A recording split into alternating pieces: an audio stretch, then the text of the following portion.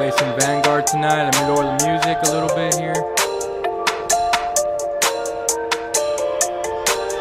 This is Phase Ed Music.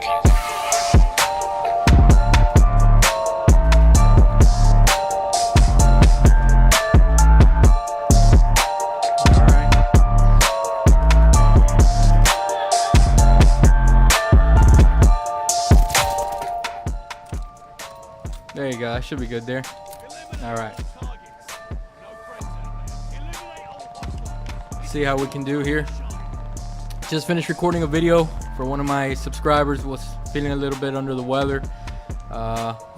Made a little gameplay video of Call of Duty Vanguard. So Carlito, I hope you enjoy that, man. Gives you an idea what the game looks like.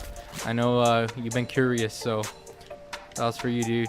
Let's see if I can do a lot better on the live stream than I did on the recording here. Wow, doesn't seem like it so far. So yeah, guys, I hope everyone had a nice Christmas. Hope you guys got exactly everything you wanted. I hope you guys gave to all your loved ones. You were able to provide for them. It's always nice to, be able to provide for your family and give them what they need and what they want, especially around the holiday season. We're all selfish in nature, so we all like to receive. I'm guilty of that too, but you really have to be grateful for everything you have and in a way say, thank God. So giving is very, very important. It kind of humbles a human being, in my opinion. Makes you be very grateful for the things that you do have, and you don't worry about what you don't have. You kind of let things come as it is, day by day.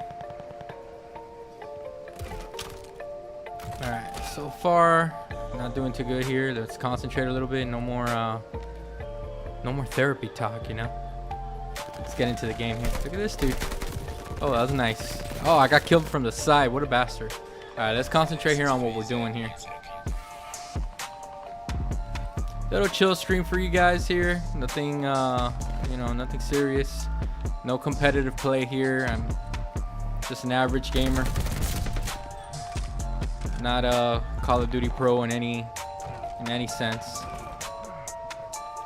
I'm not looking to join MOG. Nothing like that, so.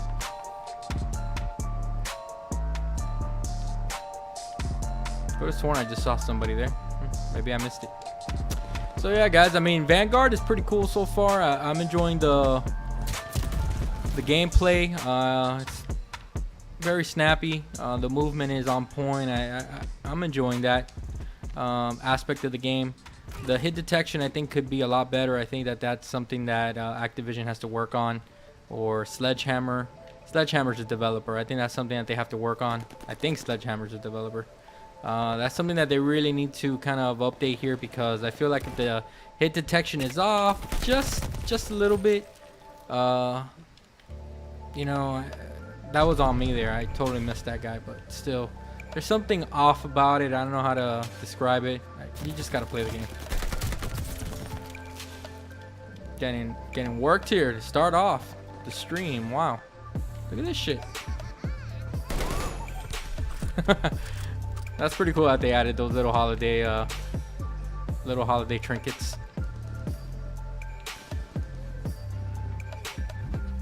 Let me tell you, I'm new to this YouTube thing, and talking and playing at the same time it's not so easy, people.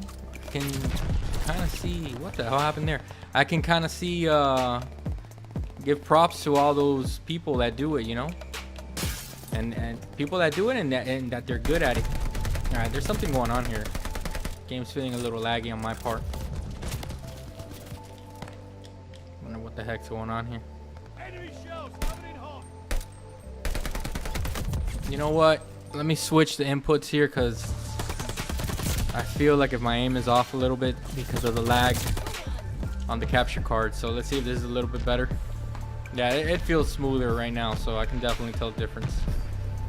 Let's see if it makes a difference in my gameplay.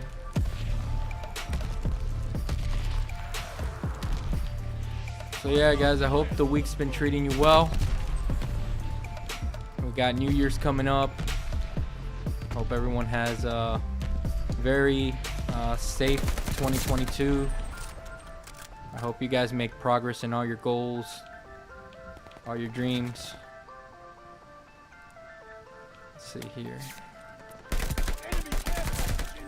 Oh yeah, this is definitely better. I feel like if I can aim a little bit better here. So yeah, guys, just gonna be talking about some random topics that I saw for the week. The first topic I want to cover is I saw a video, I think from Zocker, Zocker from the RDX podcast. Supposedly there's a rumor that Xbox might be getting some type of superhero game worked on exclusively. I don't know how much of that is true, but you know, Zocker did mention, I think it's Zocker87 on YouTube. He did mention that, take it with a grain of salt right now, but let's think about this. There's a big rumor going around that Microsoft, I'm in 7th place now, I'm doing horrible. There's a rumor going on right now that Microsoft is in talks to acquire WB Games, right? I mean, that rumor's been around for a while. If they do that, I think that'll be huge if they were to get something like that done, especially if they're able to lock down all the IPs that comes with the acquisition of WB Games. I mean, if they can get, you know, the DC license, if they can get the Harry Potter license down, the Lord of the Rings, Mortal Kombat, those are pretty big IPs, man, and that's something that I think right now every company, whether it be Sony, Amazon, Netflix, right now the battle for content is going on, and I really do feel that Microsoft is in a prime position, especially when it comes to gaming, to be able to lock down some big IPs. You got all, like I was mentioning, you got all the superheroes from, and all those comic book, you know, licenses from DC Comics, Batman, Superman, arguably the biggest superheroes right now. That, I mean, worldwide, you mention Batman or Superman to anybody in the world and they pretty much know who that is. And with Sony really locking down the Marvel IPs, Spider-Man, Wolverine most recently, a lot of people have been asking Xbox to make a move and to do something to combat that. I have my own personal feelings on that. I don't really think that Microsoft needs a superhero game. Do I want one? Of course I do. I'm a huge comic book fan. I've been a comic book fan my whole life. For God's sakes, I have a whole sleeve on my left arm of, you know, Marvel villains. I love Marvel villains ever since I was little. My favorite villain has always been Thanos, even before the movies. I have a Thanos tat on my on the top with the gauntlet and everything, and Mistress Death. But I feel like if a lot of people were kind of pushing, you know, for Microsoft to acquire some comic book properties, and one way that they can do so, if you really think about it, is for the acquisition of WB with those with the DC IPs. So the video I saw today, Zocker's basically going into detail, mentioning how there's a developer that I think is under Bethesda right now, that they may be working on a game, on a superhero game, and everything's going kind of under the radar right now. They're trying to keep, you know, quiet about it, to kind of come out and shock the world, so to speak. I'm sorry. So I don't know. I don't know if I agree with that. I mean, Phil Spencer himself already came out and he basically said, look, we're not looking to replicate anything that Sony's doing. Just because they have a superhero game doesn't mean we want a superhero game. Guys, look, this is the bottom line. This is just, again, this is my opinion, but this is the bottom line. Microsoft is paving their own way. They really, I feel like if they have taken strides in becoming, in getting their own identity, it's taken them a very long time to do that. You know, with Xbox coming in third last gen, and then if you really think about it, since they got introduced into the world of gaming, they've been after Sony's ass. You know, they've been after Sony and Nintendo's ass. They've been, if you really think about it, they've been kind of chasing them, trying to, you know, obviously make an impact in the market, which they have. I feel like if they have revolutionized gaming in many ways that we'll go into detail. We'll go into detail about that later on in another video or something. But when you really think about all the strides that Microsoft has really made in gaming, one of the things that I feel like they always, you know, felt like was they were playing catch up to Sony in a way, and not catch up by pushing the industry forward. That's not what I'm saying, but you know, always coming second place when it comes to market to mind share. That's the word I'm looking for. Mind share. You know, PlayStation has a very global dominance and a global hold on gaming. They're a global brand when it comes to gaming. PlayStation is, and obviously they've been around longer than Xbox. They've been around probably what, 8 years longer than Xbox, almost 10 years. So they did have a head start on them. And Xbox this year, I feel like this is the first year where you can truly say that Xbox hit their stride. They stopped worrying about what Sony's doing. They started worrying about what they have control of, and that's with Game Pass and, you know, purchasing Bethesda, making sure that they have IP, making sure that they have, you know, development houses, making sure that they have developers under their wing. So, you know, when they started focusing on those things, I think that they started to kind of separate themselves from Sony a lot, and even from Nintendo. Nintendo has its own market. That's, you know, everyone knows that. But I feel like, you know, by them specifically coming out and basically announcing a superhero game, in my opinion, what are they doing? They're trying to play catch up with Sony. That's what they're doing. And I know that some people have said, well, they need to compete. You know, John, they need to. If Sony has Spider-Man and those games are loved and those games are selling like hotcakes, they need to have their own Spider-Man. And while I do agree to a certain extent, I also disagree, because if you really think about it, they have superhero games on their platform. You know, people are making it sound like if they don't have any superhero games. For God's sakes, I mean, we've gotten every single superhero game that there is, with the exception of Spider-Man, because that's a first-party PlayStation game.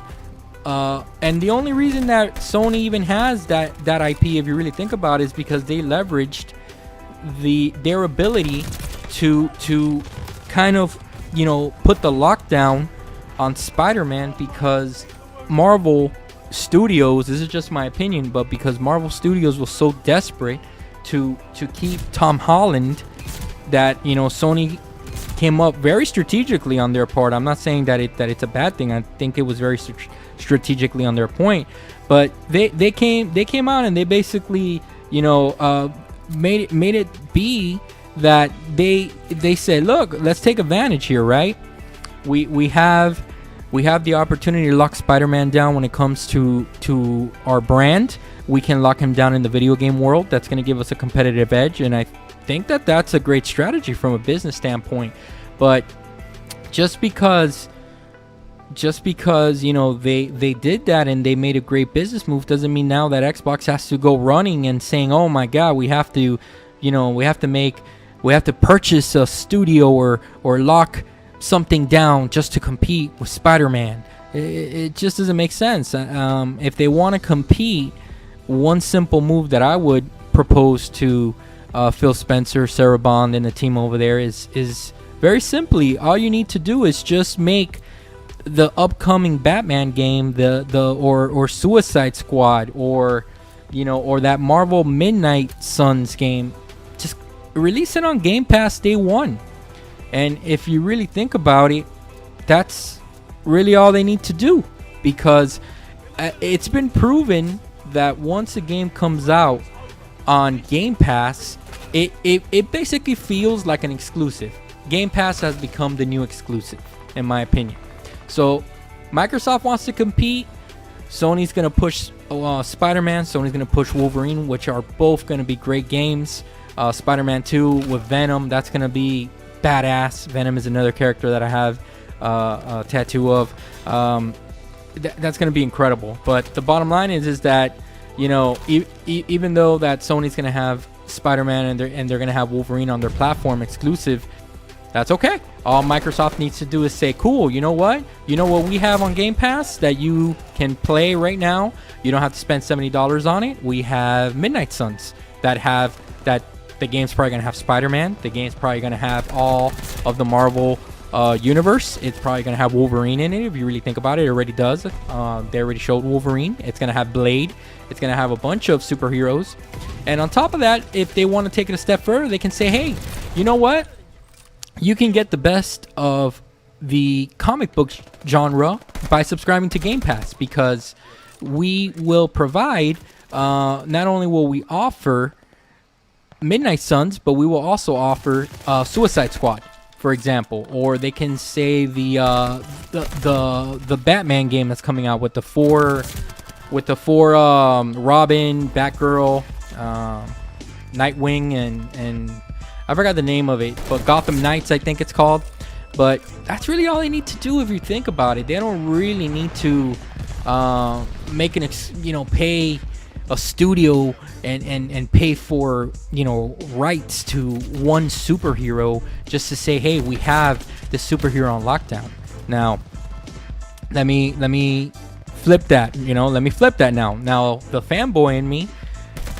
If you ask me right now, if I was Phil Spencer and I can make a choice and the choice was mine, I would definitely say, hey, you know what?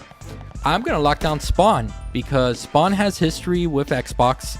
Spawn is in my opinion, is a superhero that right now no one has their dibs on, okay? And Spawn is just badass, man. I remember Spawn, how fucking awesome it was to collect Spawn comics back in the days. I have a bunch of hardcovers of Spawn comics. Spawn is a great character. He's dark, he's gritty. You can make a game to fit into that mold of the over-the-shoulder adult-centric game gameplay. With the game can be great. It could be, you can kind of use the template that they use for Batman Arkham, the Arkham series, for something like Spawn, and it would be great. And if you remember, Spawn has history on Xbox because he came out on Soul Calibur.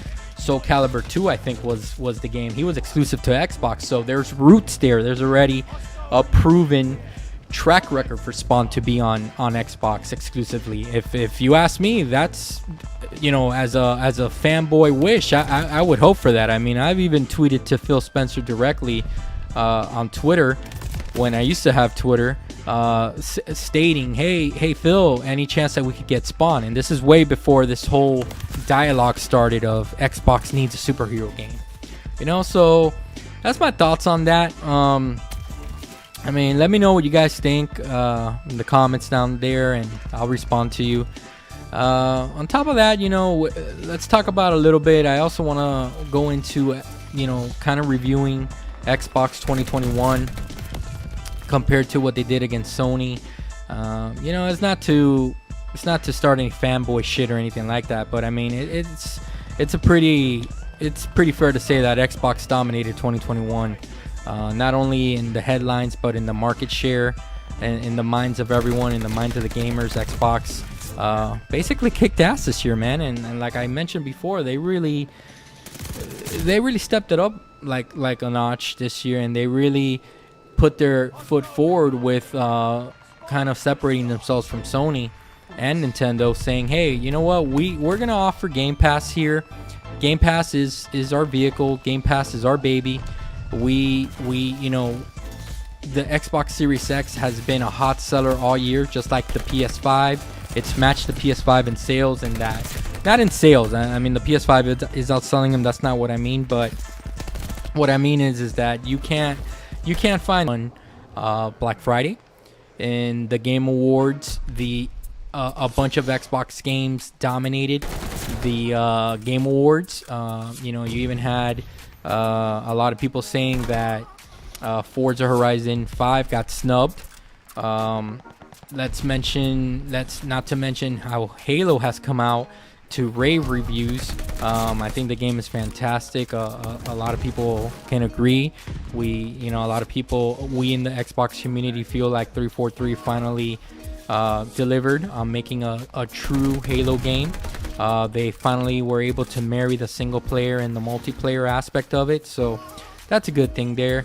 The whole year, the buzz was around Xbox. The whole year, there was acquisition rumors, and there's still acquisition rumors going on that Xbox is going to make moves, even though Sony did make some nice moves to position themselves in a good, I feel like if Sony made good moves to kind of combat Xbox to a certain extent, I think that PlayStation made moves to become more like Xbox actually, and I'll get into that in a few moments. But when you really think about it, I mean, every single month on Xbox Wire, there was some type of headline. FPS boost games. The FPS boost was a huge success for Microsoft. They basically making all of these games. They're upgrading them for free, and I think that's something that's fantastic. If you really think about it, no other company is doing that. And they just just for purchasing an Xbox Series X or S, your games are better. And if you think about it, they really took the PC mentality and they're really running with it.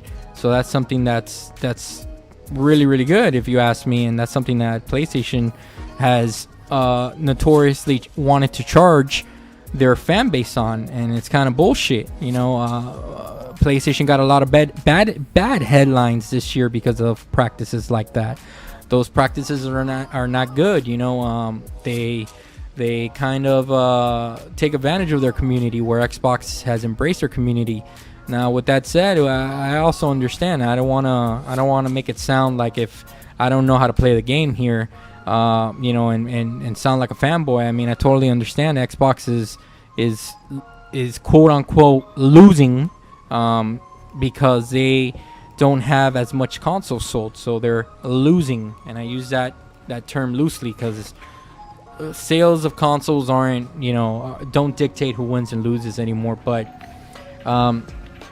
they're incentivized to kind of give stuff away. They have angled themselves, they have marketed themselves as the budget-friendly gaming platform, whereas Sony has said they've taken a different step, and they've said, you know what, we're going to be the premium gaming service. If you want to play the best games, you will pay for that.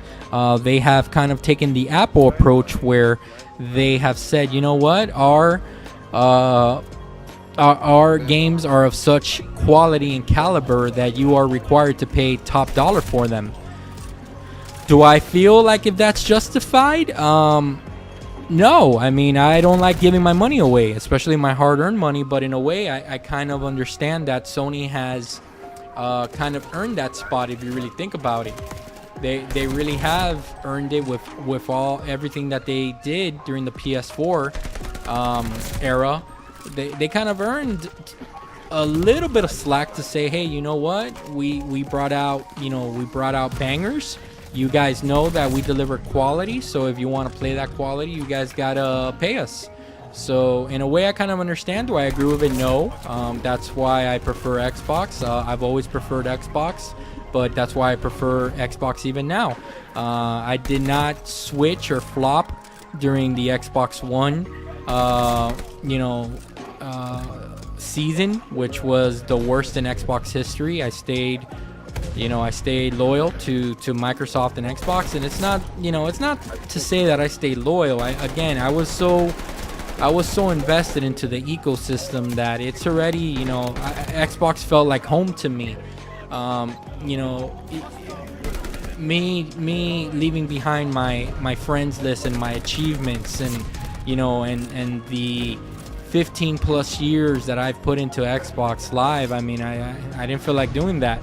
I had a huge library of games. You know, well, I wasn't gonna do that, but you know, to go back on the topic of the year in review here for both companies, Xbox, you know, they really dominated the headlines, as I mentioned before. Every month it's a good article about Xbox and about something good that they're doing. You know, FPS boost. If you really think about it, Psychonauts came out to rave reviews. They had a bunch of games come to Game Pass on day one. MLB The Show, that was egg on the face of Sony. Sony looked horrible after that happened. You know, the fact that they didn't even offer the game to PS Plus subscribers or PS Now subscribers says plenty of their mentality right now. And we also had, not to mention, Outriders came to Game Pass day one, which was huge. So yeah, I mean, overall, I'm pretty confident that everybody will agree that Xbox just dominated 2021, and they're carrying a lot of momentum coming to 2022. You know, during the last few months with Forza Horizon 5 and Halo, Sony tried to kind of take momentum back, you know, releasing things on Twitter about Horizon Zero Dawn and Gran Turismo, and to be honest with you, it really didn't pick up any traction. They tried to kind of rain on the parade of Xbox, and the overwhelming excitement for Forza and Halo completely drowned out any tweets that were being released about Horizon and Gran Turismo. And those are just some of the things that I'm talking about dominating the mind share of, you know, of the gamer. I think that Microsoft has done a lot of goodwill for the gamer and a lot of good things for the gamers, and I think that the gamers are starting to come around on Xbox, which is a good thing. You know, Xbox has kind of become the darling of the gaming community, so I think that's pretty cool. So yeah, guys, I mean, to kind of review Sony as well and PlayStation, they had a fantastic year too. You can't find a PS5 in stock either. I think that says plenty of their strength, especially when you consider that they didn't really bring out any real big bangers this year. When you really think about it, their biggest game, in my opinion, was Ratchet and Clank. And while the game looked great, in my opinion, that's a very niche game. I'm not saying it is. I'm not saying it isn't. Well, actually, I am saying it is. It's a very niche game, in my opinion. But it's one that, while it looked great, it's not one that's gonna make people run out and get systems. You know, in my opinion, I think that what has helped carry the PlayStation brand is the strength in their IPs, is the strength that they had coming off the great momentum they had with the PS4, and I think that it's carried them over significantly this first year of sales. But coming up on the second year, they're gonna have to step it up, because this is a different Microsoft. This is not the same Xbox that they were competing with during the Xbox One era. They're really gonna have to step it up. I know that they got some big games coming. I mean, they have Horizon, they have Gran Turismo. I'm gonna get both of those games, and I think that they're gonna be fantastic games. But is it gonna be enough? Are those two games gonna be enough to combat everything that will come to Game Pass and everything that Microsoft has ready for 2022? You know, if Microsoft announces a big acquisition, let's say that they acquire, for example, WB Games, which would be huge. If they were to acquire another company, let's say, you know, there's rumors of Square Enix. I don't know if that's true or not. Crystal Dynamics as another developer. They can position themselves again to dominate the headlines, and I think that that's something that they want. That I think that Microsoft has recognized that that's their key to success, is to always have something in the minds of the gamers. Always, you know, always be in the headlines. In other words, that's what I'm trying to say. better said. So yeah, guys, it is what it is. That's my thoughts on all the recent headlines I've seen this week. Again, I hope you guys had a very, very nice holiday. I hope you guys have a very happy new year. And yeah, guys, just a quick little stream here. Nothing too long. Just wanted to get some thoughts off the top of my head.